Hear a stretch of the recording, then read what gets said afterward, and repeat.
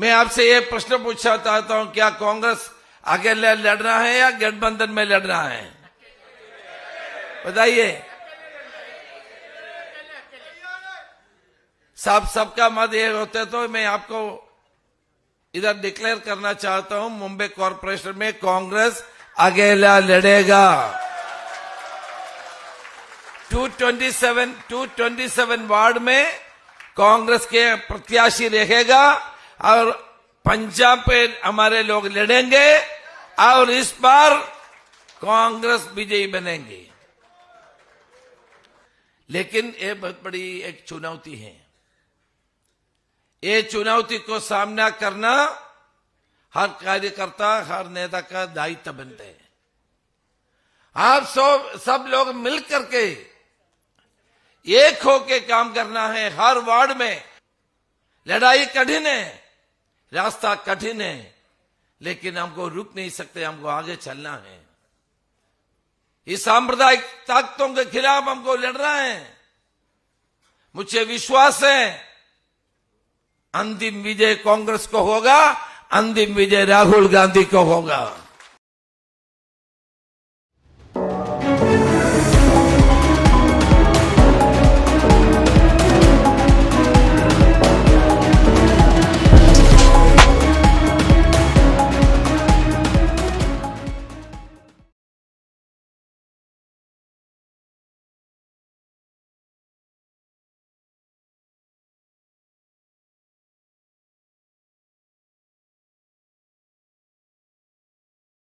नमस्कार साथियों, सच की बात के इस एपिसोड में आपका स्वागत है। मैं द्विजेंद्र तिवारी। तो महाराष्ट्र में इन दिनों स्थानीय जो निकाय होते हैं, यानी महानगर पालिका, नगर पालिका, जिला परिषद और पंचायत समितियों, इनको जो चुनाव होते हैं, इसको लेकर के काफी सरगर्मी चल रही है। लगभग सभी दल इस चुनाव में अपने जो ग्रामीण स्तर के कार्यकर्ता हैं उनको आजमा रहे हैं। बहरहाल वह चुनाव तो लड़ रहे हैं सब लोग, सारे जो दल हैं उनके नेता हैं वहां लगे हुए हैं। लेकिन आज हम बात करते हैं कि कांग्रेस क्या भूल कर रही है। राज ठाकरे को लेकर के कांग्रेस थोड़ी सी असहज है। 1 नवंबर को एक मोर्चा निकला था, सत्याचा मोर्चा, यानी सत्य का मोर्चा। इस मोर्चे में राज ठाकरे और उनके कजिन उद्धव ठाकरे ने बढ़ चढ़कर हिस्सा लिया था। इस मोर्चे में चुनाव आयोग को शिकायत पत्र सौंपा गया था और वोट चोरी के आरोप लगाए गए थे। इस मोर्चे में कांग्रेस के कुछ लोकल जो नेता हैं वो शामिल हुए, लेकिन जो महाराष्ट्र के अध्यक्ष हैं हर्षवर्धन सपकाल, वो नहीं थे, और मुंबई कांग्रेस की जो अध्यक्ष हैं वर्षा गायकवाड़, वो नहीं थी। तो यह संकेत गया कि शायद कांग्रेस राज ठाकरे के साथ दिखना नहीं चाहती, क्योंकि उस समय तक बिहार में वोटिंग नहीं हुई थी। तो यह अंदाजा लगाया गया कि बिहार के वोटर कांग्रेस से नाराज न हो, इसके लिए कांग्रेस के आला नेताओं ने इससे दूरी बनाई। बहरहाल बिहार में चुनाव भी हुआ, मतदान भी हुआ और कांग्रेस का सुपड़ा साफ हो गया, केवल 6 विधायक आ गए। तो अब यह सवाल उठ रहा है कि बिहार में तो राज ठाकरे थे नहीं, या राज ठाकरे से महाराष्ट्र में गठबंधन जो है, अलायंस जो है, वो तो घोषित हुआ नहीं था। इसके बावजूद बिहार में इतनी करारी पराजय हुई, तो अब राज ठाकरे को मुद्दा क्यों बनाया जा रहा है? राज ठाकरे के साथ न आने से उन्हें क्या फायदा हो गया? तो बिहार में तो ऐसा कोई फायदा हुआ नहीं है, और यूपी में पहले से ही कांग्रेस की हालत खराब हो रही है। तो अब यह सवाल उठने लगा है कि राज ठाकरे से परहेज करके कांग्रेस को क्या मिलने वाला है? कुछ भी नहीं मिलने वाला है। हाँ, एक मुद्दा जरूर है कि कांग्रेस के जो मुस्लिम नेता हैं वो यह सवाल उठा रहे हैं कि राज ठाकरे जो हैं, इन्होंने मस्जिदों पर लाउड स्पीकर को लेकर के काफी अपमानजनक टिप्पणियां मुसलमानों के खिलाफ की थी। यह कुछ महीने पहले की बात है और उसे लेकर मुस्लिम समुदाय में नाराजगी है। लेकिन कांग्रेस के जो समझदार नेता हैं वो यह कह रहे हैं कि यह एक ऐसा मुद्दा है जिससे कोई इनकार नहीं कर सकता, लेकिन यह नाराजगी बहुत आसानी से दूर की जा सकती है। ठीक उसी तरह जैसे शिवसेना से मुस्लिमों की नाराजगी पिछले लोकसभा चुनाव के दौरान दूर कर दी गई थी और विपक्ष को यानी भाजपा विरोधी दलों को उसका बहुत बड़ा फायदा महाराष्ट्र में मिला था। तो कांग्रेस के जो नेता हैं, जो विश्लेषक हैं, वो भी कहते हैं कि यह एक बहुत बड़ा मुद्दा नहीं है, यह छोटा सा मुद्दा है और मुस्लिम समुदाय बीजेपी को हराने के लिए राज ठाकरे और उद्धव ठाकरे के साथ आने को भी तैयार हो सकता है। लेकिन कांग्रेस को अभी भी यह संकोच हो रहा है कि कहीं ऐसा न हो कि उनका जो फिक्स मतदाता है, वो जो बहुत बड़ा वोट बैंक है मुसलमानों का, कहीं वो इसको लेकर के नाराज न हो जाए। तो हमें तो ये लगता है कि कांग्रेस को इसकी चिंता नहीं करनी चाहिए, क्योंकि यूपी बिहार में वैसे भी कांग्रेस का कोई जनाधार नहीं है। तो उस जनाधार के नाराज होने के डर से राज ठाकरे से समझौता न करने की बात तो मुझे राजनीतिक रूप से जो परिपक्व बात नहीं लगती है। मुझे लगता है कि कांग्रेस को यह प्रयोग कर लेने में कोई हर्ज नहीं होना चाहिए। राज ठाकरे भी अगर मविया में यानी महाविकास आघाड़ी में शामिल हो जाते हैं, तो भाजपा के लिए और उनके सहयोगी दलों के लिए एक बहुत बड़ी चुनौती साबित हो सकते हैं। इसमें कोई शक नहीं है कि राज ठाकरे मुंबई और आसपास के परिसर में सबसे ज्यादा लोकप्रिय नेता मराठी भाषियों के बीच में है और उद्धव ठाकरे और राज ठाकरे के मिलन से जो मराठी वोट बैंक का एकत्रीकरण हो रहा है, वह इस मविया को बहुत ज्यादा फायदा दे सकता है। अगर उन्होंने यानी कांग्रेस के नेताओं ने राज ठाकरे से दूरी बनाए रखने की अपनी बात को आगे जारी रखा, तो हो सकता है कि त्रिकोणीय मुकाबला हो, जिसमें कांग्रेस अकेली लड़ेगी और भाजपा जो है अपने जो दोनों सहयोगी दल हैं, यानी शिंदे वाली शिवसेना और अजित पवार वाली राष्ट्रवादी कांग्रेस पार्टी, उनके साथ चुनाव लड़ेगी। और फिर एक तीसरा जो गठबंधन हो सकता है, वो हो सकता है उद्धव ठाकरे, राज ठाकरे और शरद पवार वाली राष्ट्रवादी कांग्रेस पार्टी।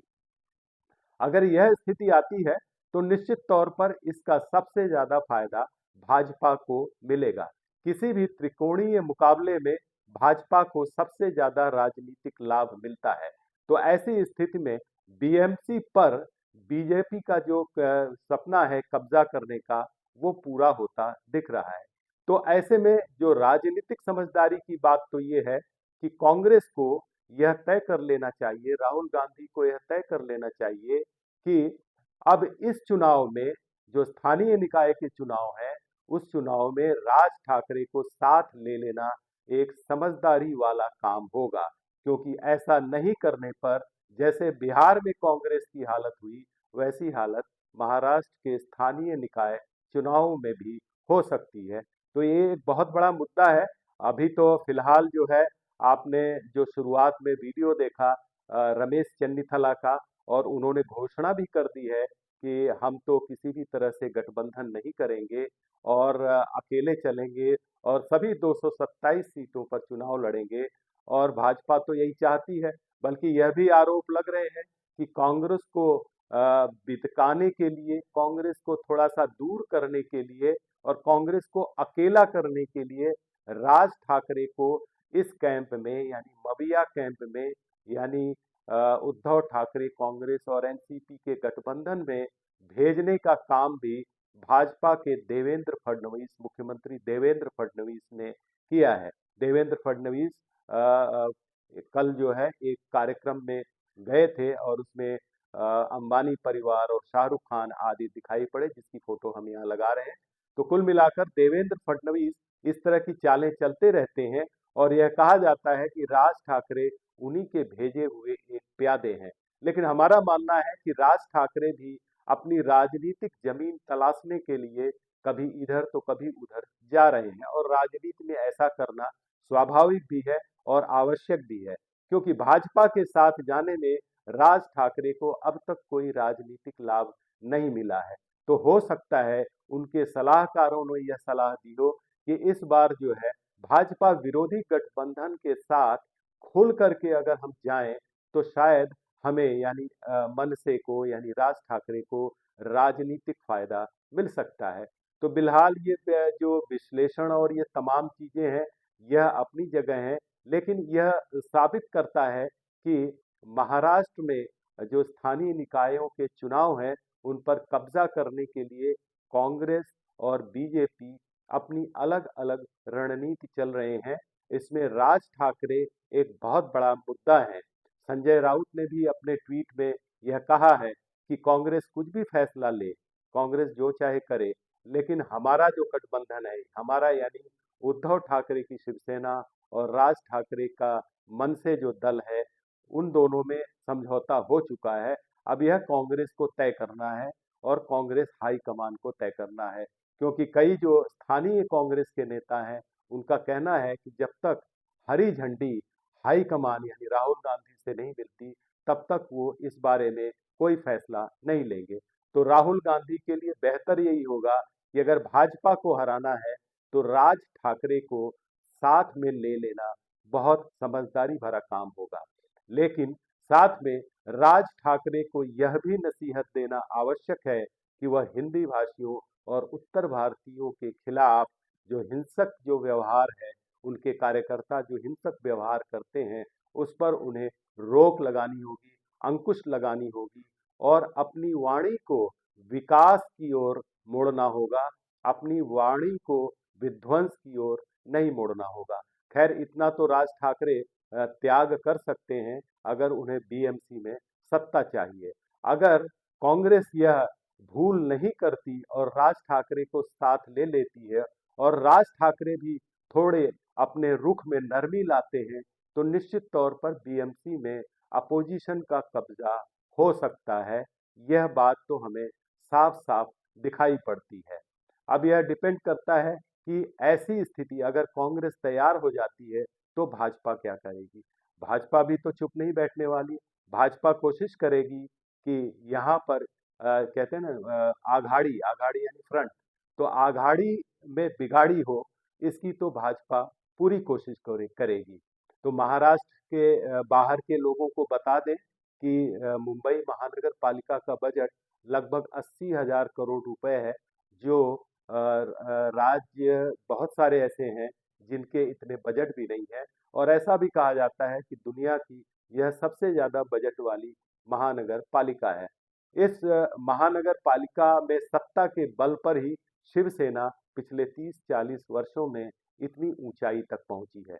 तो हर राजनीतिक दल का सपना होता है कि वह किसी भी तरह से बीएमसी में अपनी सत्ता स्थापित करे और उसके माध्यम से पूरे मुंबई शहर पर उनका एक तरह से शासन हो जाता है।